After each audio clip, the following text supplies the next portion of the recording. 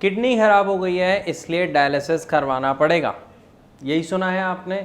और मजबूर होकर आपके पास कोई और रास्ता नहीं बचता और आप जाते हैं डायलिसिस के लिए और मजबूर हो जाते हैं।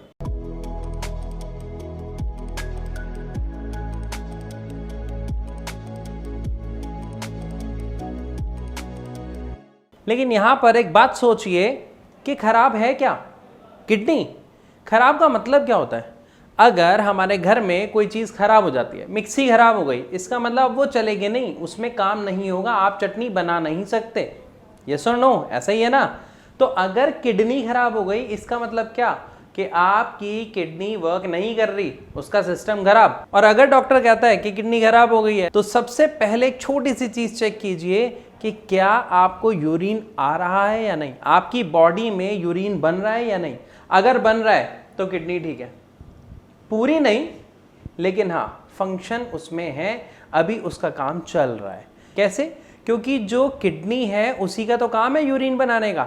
इट मीन्स हमारी किडनी वर्क कर रही है, लेकिन उसके काम करने की जो एफिशिएंसी है, जितनी जान से वो पहले काम करती थी, अब वो उतने अच्छे तरीके से काम नहीं कर पा रही है। ये कहा जाए ब्लड में creatinine level, urea level, potassium level बढ़ रहा है। ठीक है, ये बात समझ आती है कि फंक्शन पूरा नहीं हो रहा है, इसकी वजह से ये बढ़ रहा है, लेकिन काम नहीं कर रही, खराब है, इसलिए डायलिसिस कराना पड़ेगा, ये बिल्कुल गलत है।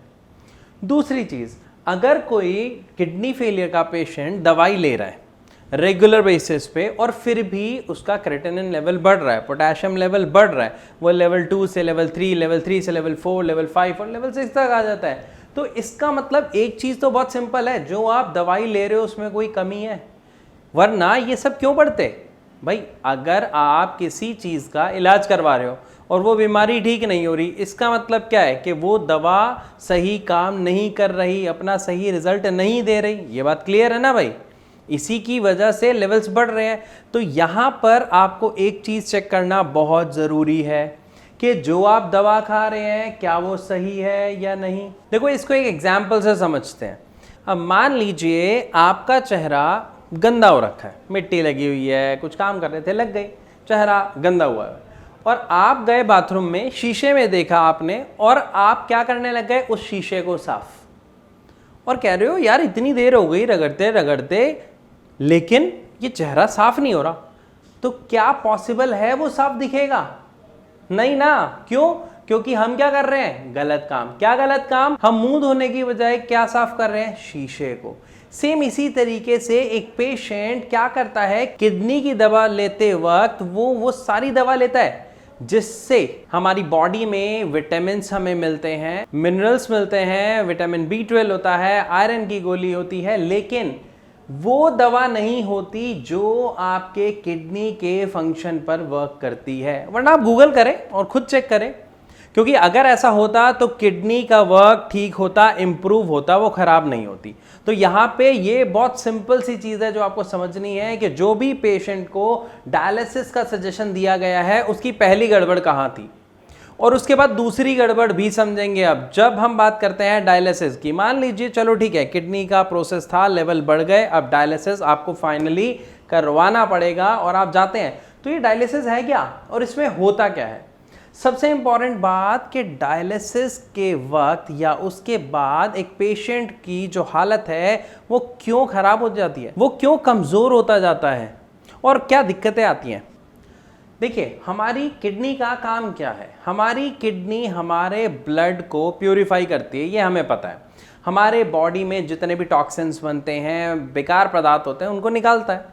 लेकिन जब किडनी का प्रोसेस कम हो गया या ना के बराबर हो गया, बहुत धीरे हो गया, तो उसकी वजह से बॉडी में, ब्लड में क्रिएटिनिन, पोटेशियम, बहुत सारे वेस्ट मटेरियल इकट्ठे होने लग जाते हैं, जिसकी वजह से हम डायलिसिस कराते हैं।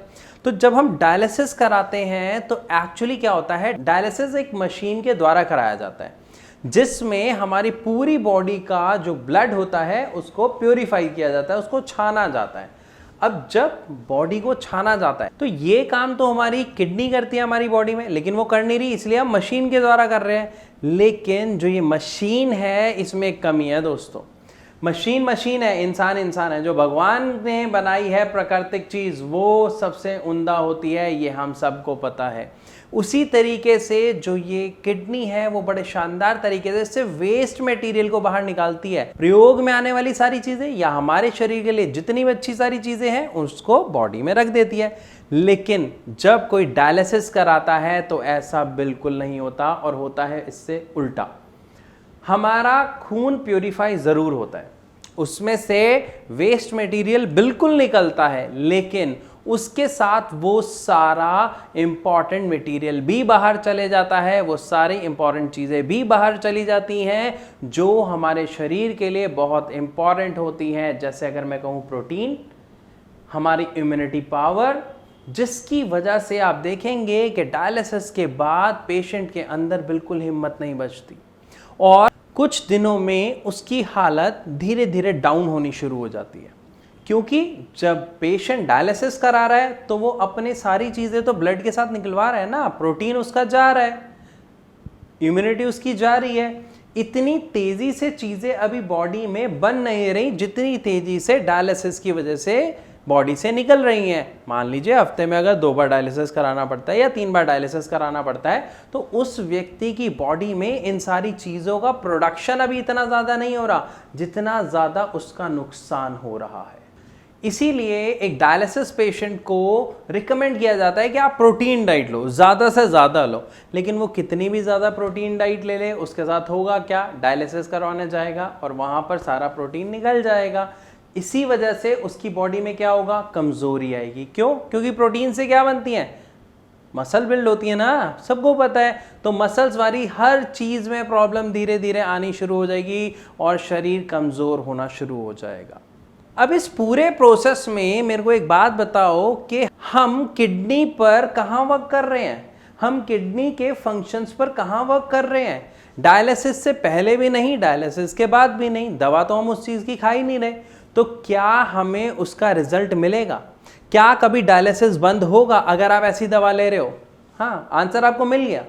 तो यहां पर अब सवाल उठता है कि अगर ऐसे बंद नहीं होगा तो भाई क्या करें जिससे हमारा डायलिसिस बंद हो जाए या किडनी की बीमारी को सही टाइम पर ठीक तरीके से कंट्रोल किया जा सके। इसके लिए आपको एक छोटा सा काम करना है। स्क्रीन पर नंबर दिख रहे हैं, उस नंबर पर अपनी रिपोर्ट शेयर करो। हमारे डॉक्टर्स की पूरी टीम बैठी हुई है, वो आपकी रिपोर्ट को पढ़ेगी, स्टडी करेगी और उसके हिसाब से वो आपको बताएंगे कि किस तरीके से अगर आपके क्रिएटिनिन लेवल, पोटेशियम लेवल बढ़े हुए आ रहे हैं तो आप उसे कंट्रोल कर सकते हो, और अगर आपकी स्थिति डायलिसिस तक पहुंच गई है तो कैसे आप अपने आप को डायलिसिस से बचा सकते हो, या अगर आप डायलिसिस अभी करवा रहे हो तो किस तरीके से वो डायलिसिस, जैसे अगर हफ्ते में 3 है तो 3 से कैसे 2 और 2 से कैसे 1 और उसके बाद धीरे धीरे डायलिसिस करवाने की ज़रूरत ही नहीं पड़ेगी। सिर्फ इतना सा काम करना है, या फिर इन नंबर्स पर आप डायरेक्ट कॉल करके हमारे डॉक्टर से फ्री ऑफ कॉस्ट कंसल्ट कर सकते हो। तो अभी कॉल करो और अपनी समस्या का समाधान लो, क्योंकि हमें इतना तो पता लग गया कि समस्या किसकी है, किडनी की। तो वर्क किस पे करना पड़ेगा, किडनी पे। और किडनी पे कैसे वर्क करना पड़ेगा, 3 तरीके से, डाइट, एक्सरसाइज, दवाई। जब तीनों तरीके का सही कॉम्बिनेशन कोई व्यक्ति फॉलो करता है तो उसे बहुत जल्दी अपने क्रिएटिनिन लेवल, पोटेशियम लेवल में गिरावट देखने को मिलती है, रिपोर्ट्स अच्छी देखने को मिलती है और लाइफ भी स्टेबल हो जाती है।